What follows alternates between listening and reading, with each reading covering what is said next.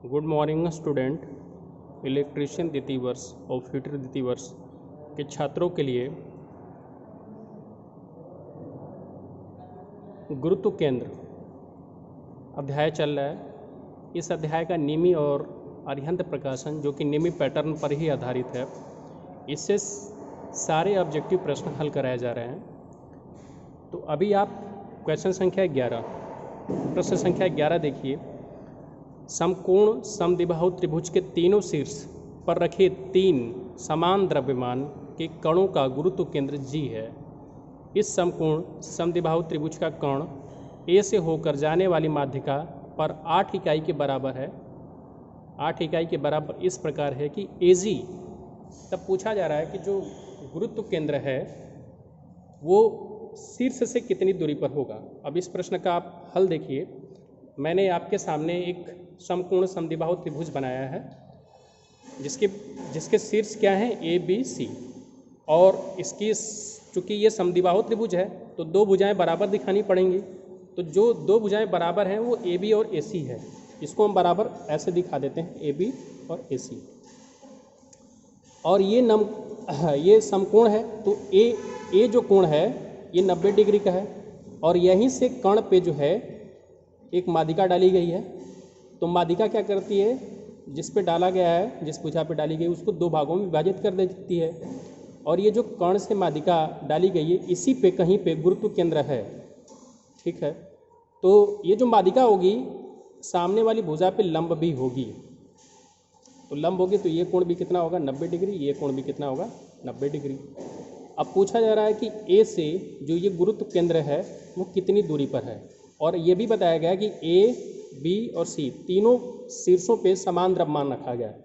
मतलब यहाँ पे भी M द्रव्यमान रखा गया, यहाँ पे भी M द्रव्यमान, यहाँ पे भी M द्रव्यमान। तो अगर तीनों शीर्ष पे समान द्रव्यमान है तो जो गुरुत्व केंद्र होगा वो त्रिभुज का जो गुरुत्व केंद्र होता है वहीं पे होगा। और त्रिभुज का गुरुत्व केंद्र कहाँ पे होता है, उसकी माध्यिकाओं के कटान बिंदु पे होता है। तो एक माध्यिका तो ये है हमारी AD। तो चूंकि ये माध्यिका है तो जो कण BC है इसको 2 भागों में विभाजित करेगी, और कण BC की लंबाई कितना दिया गया है, 8 यूनिट दिया गया है। तो अगर ये 8 यूनिट है और AD BC को समद्विभाजित करता है तो BD की लंबाई 4 यूनिट हो जाएगा और DC की भी लंबाई 4 यूनिट हो जाएगा। तो आपको ये समझ में आना चाहिए कि ये भी 4 यूनिट का हो जाएगा, ये भी 4 यूनिट का हो जाएगा। अब अगर आपको ये पता चल गया है कि BD अगर 4 यूनिट है तो हम अगर इसकी बात करेंगे त्रिभुज BAD की, तो ये समकोण त्रिभुज होगा और ये 45 डिग्री का कोण होगा, क्योंकि अगर ये 90 डिग्री का है तो त्रिभुज के तीनों अंतः कोणों का योगफल 180 होता है, तो ये 45 और 45 होना ही पड़ेगा। अब अगर ये कोण 45 डिग्री है और हमें ये पता है तो हम ये निकाल सकते हैं। कैसे निकालेंगे, cos 45 अंश बराबर इस त्रिभुज में BAD में cos 45 अंश बराबर आधार बटे में कर्ण। आधार कितना है, BD, और कर्ण कितना है, AB।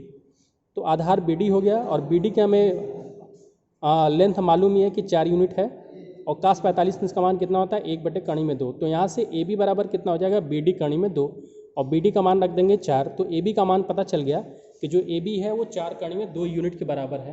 तो इसका मतलब कि AB जो है वो 4 कर्ण में 2 यूनिट के बराबर है।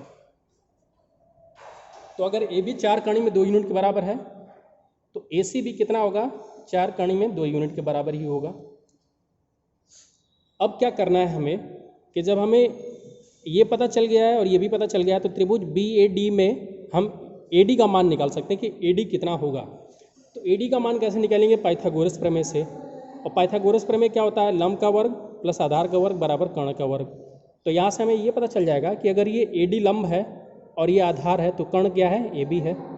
इसका मतलब AD का वर्ग प्लस BD का वर्ग बराबर AB का वर्ग। तो AD का वर्ग बराबर क्या हो जाएगा, AB का वर्ग माइनस BD का वर्ग। तो AD का वर्ग बराबर AB का वर्ग माइनस BD का वर्ग। और AB कितना है, 4 कर्ण में 2 है। AB कितना है, 4 कर्ण में 2 है, और BD कितना है, 4 है। तो AB का स्क्वायर करना है तो 4 कर्ण में 2 का स्क्वायर माइनस 4 का स्क्वायर। 4 कर्ण में 2 का स्क्वायर करेंगे तो कितना आ जाएगा, 32, और 4 का स्क्वायर करेंगे तो 16। 32 में से 16 घटेगा, 16 ही हो जाएगा। तो AD स्क्वायर का मान कितना आ गया, 16। और AD का मान हमें निकालना है तो इसका वर्गमूल लेना पड़ेगा। तो 16 का वर्गमूल कितना हो जाएगा, 4। तो हमें ये पता चल गया कि ये जो समद्विबाहु त्रिभुज है इसकी जो माध्यिका AD थी, इसकी हाइट, इसकी ऊंचाई कितनी है, 4 के बराबर है। ये पूरी जो ऊंचाई है वो 4 के बराबर है। AD का मान आ गया 4। तो हमें एजी निकालना है, मतलब सेंटर ऑफ ग्रेविटी, गुरुत्व केंद्र निकालना है।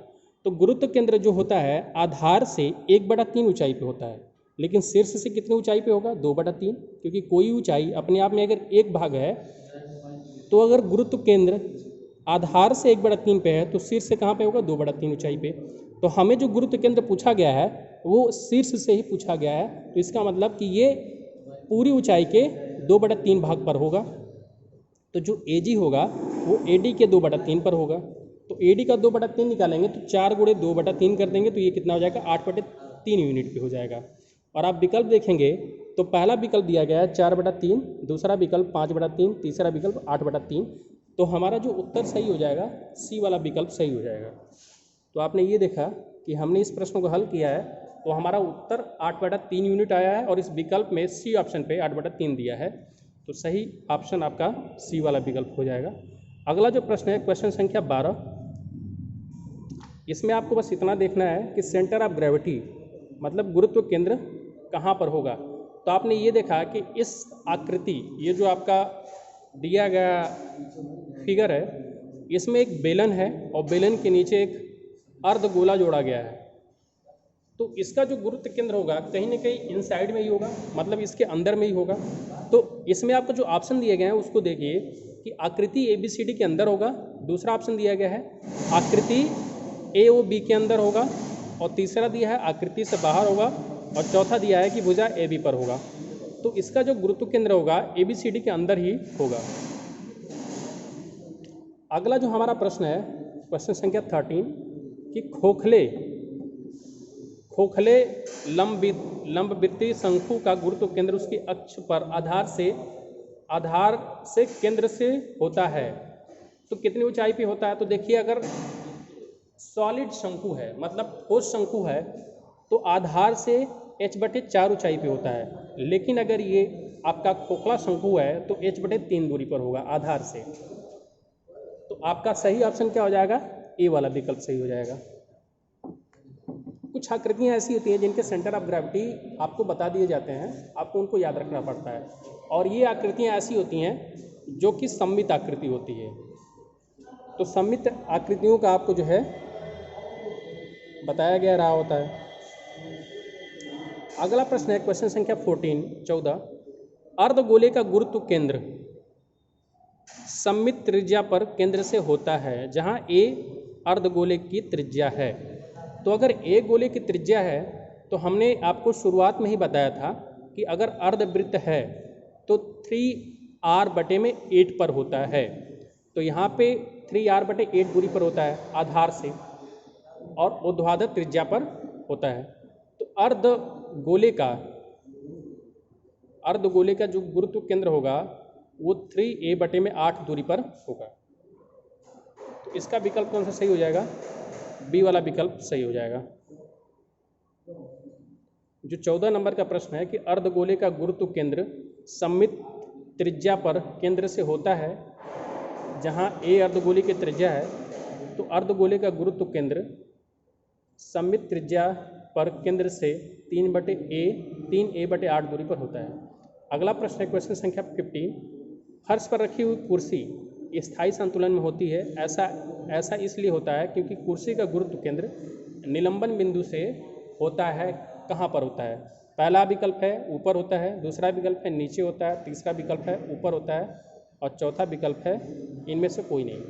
तो आपको हमने बताया था कि 3 स्थितियाँ होती हैं, स्थायी संतुलन, अस्थायी संतुलन और उदासीन स्थिति। स्थायी संतुलन में क्या होता है कि जो गुरुत्व केंद्र होता है निलंबन बिंदु से नीचे होता है, और अस्थायी संतुलन में क्या होता है कि जो आपका गुरुत्व केंद्र है वो निलंबन बिंदु से ऊपर होता है। तो इस वाले प्रश्न के लिए सही उत्तर क्या हो जाएगा? आपसे पूछा क्या गया है कि फर्श पर रखी हुई कुर्सी स्थायी संतुलन में होती है। ऐसा इसलिए होता है क्योंकि कुर्सी का गुरुत्व केंद्र निलंबन बिंदु से नीचे होता है। तो बी वाला विकल्प सही हो जाएगा। अगला जो प्रश्न है क्वेश्चन संख्या 16 कि एक वस्तु जो ऊर्ध्वाधर खड़ी है को थोड़ा सा विचलित करने पर वस्तु अपनी प्रारंभिक स्थिति में वापस नहीं आती है। यह कथन निम्न में से क्या दर्शाता है? तो एक वस्तु जो ऊर्ध्वाधर खड़ी है थोड़ा सा विचलित करने पर वस्तु अपने प्रारंभिक स्थिति में नहीं आती है। इस कथन वस्तु का अस्थायी संतुलन दर्शाता है, तो इसमें बी विकल्प सही हो जाएगा। ये उदाहरण आपको कल की वीडियो क्लास में दिया गया था कि जो 3 स्थितियां बताई गई थी, स्थायी संतुलन, अस्थायी संतुलन और उदासीन स्थिति, इसमें तीनों में आपको क्लियर कट समझाया गया था कि अगर गुरुत्व केंद्र निलंबन बिंदु से ऊपर है तो क्या होगा, गुरुत्व केंद्र निलंबन बिंदु से नीचे है तो क्या होगा, और गुरुत्व केंद्र निलंबन बिंदु पर ही है तब क्या होगा, और तीनों का एक एक उदाहरण भी दिया गया था। तो आज ये जो आपका ऑब्जेक्टिव प्रश्न है वो कल की वीडियो जो आपको समझाई गई थी उसी से संबंधित है कि एक वस्तु जो ऊर्ध्वाधर खड़ी है, जैसे पेंसिल, नोक पर खड़ी पेंसिल ऊर्ध्वाधर खड़ी है, तो थोड़ा सा विचलित करने पर वस्तु अपनी प्रारंभिक स्थिति में वापस नहीं आती है। यह कथन ये दर्शाता है कि वस्तु का अस्थायी संतुलन है। 17वां प्रश्न है कि किसी घूमती हुई गेंद का गुरुत्व केंद्र अपरिवर्तित रहता है। इस कथन का निम्न में से क्या कारण है? तो इसका कारण ये है कि जो वस्तु है गेंद, उसका गुरुत्व केंद्र और निलंबन बिंदु एक ही बिंदु पर होता है। तो अगर आप उसको थोड़ा सा विचलित भी कर देंगे तो आगे जाकर के रुक जाएगी, लेकिन उसका गुरुत्व केंद्र प्रभावित नहीं होगा। क्यों? क्योंकि उसका गुरुत्व केंद्र निलंबन बिंदु पर ही होता है। और इस स्थिति को क्या बोलते हैं? उदासीन संतुलन बोलते हैं। तो किसी घूमती हुई गेंद का गुरुत्व केंद्र अपरिवर्तित रहता है, इस कथन का निम्न में से ये कारण है कि ये उदासीन संतुलन की स्थिति में होता है। अगला प्रश्न है कि किसी आकृति का गुरुत्व केंद्र एक बिंदु है जो उस आकृति से उसकी ऊंचाई के 1/3 भाग पर होता है। कथन में ज्ञात अज्ञात आकृति क्या होगी? तो आपको याद रहना चाहिए कि आपको जब त्रिभुज का सेंटर ऑफ ग्रेविटी पढ़ाया जा रहा था उसमें बताया गया था कि किसी भी त्रिभुज का जो गुरुत्व केंद्र होता है वो आधार से 1/3 ऊंचाई पर होता है। इसमें आपको क्या दे दिया गया कि किसी आकृति का सेंटर ऑफ ग्रेविटी मतलब गुरुत्व केंद्र उस आकृति के आधार से उसकी ऊंचाई के 1/3 भाग पर होता है। तो ये आकृति क्या होगी? त्रिभुज होगी। अगला जो हमारा प्रश्न है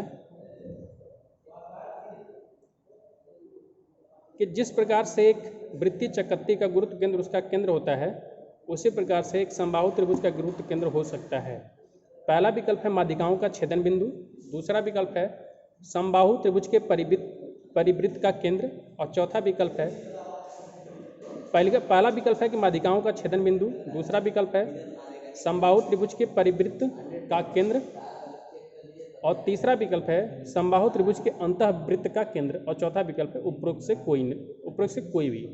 तो आपको बता देना चाहते हैं कि आपको क्लियर कट बताया गया था कि किसी भी त्रिभुज का गुरुत्व केंद्र उसकी माध्यिकाओं का छेदन बिंदु होता है। लेकिन अगर ये त्रिभुज समबाहु त्रिभुज होगा तो जो माध्यिकाओं का छेदन बिंदु होगा या जो अंतःवृत्त का केंद्र होगा या जो परिवृत्त का केंद्र होगा वो तीनों एक ही पॉइंट पे लाई करेंगे।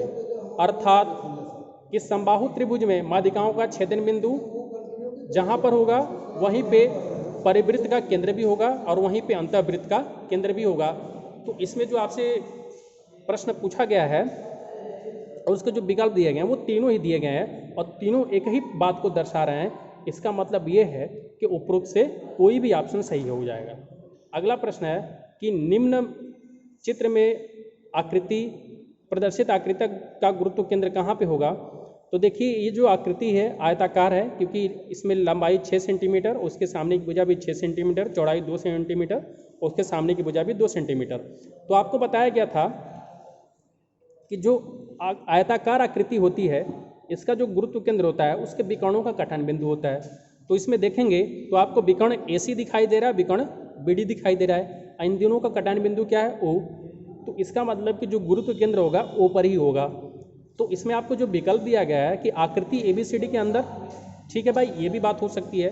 आकृति DBC के अंदर तो ये तो नहीं होगा, लेकिन जो सबसे सटीक आपको ऑप्शन दिखाई दे रहा है कि आपको बताया गया था कि वर्ग हो चाहे आयत हो, इनका जो या समांतर चतुर्भुज हो, इनका जो विकर्ण हो, इनका जो गुरुत्व केंद्र होता है इनके विकर्णों के कटान बिंदु पर होता है।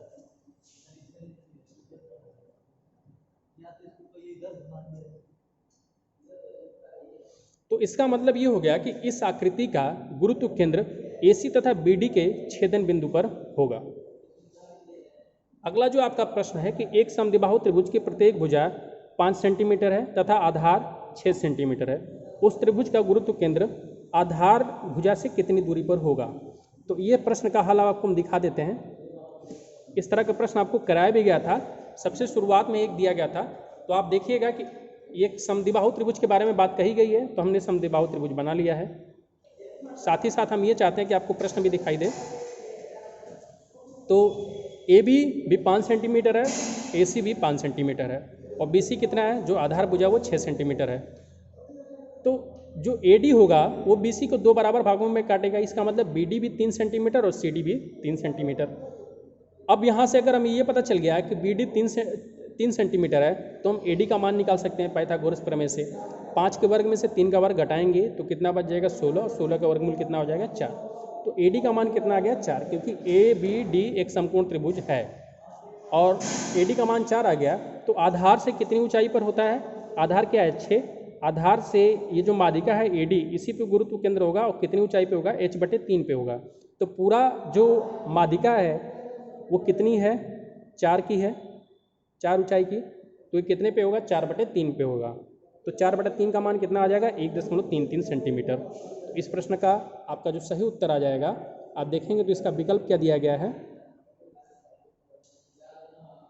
3 सेंटीमीटर, 4 सेंटीमीटर, 1.33 सेंटीमीटर और 2.34 सेंटीमीटर।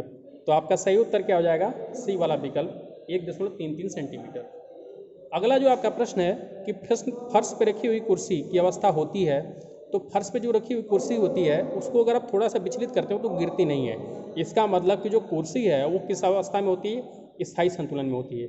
लेकिन अगर एक छड़ी ऊर्ध्वाधर खड़ी है और उसको आप थोड़ा सा विचलित करेंगे तो वो गिर जाएगी और पुनः अवस्था में नहीं आएगी।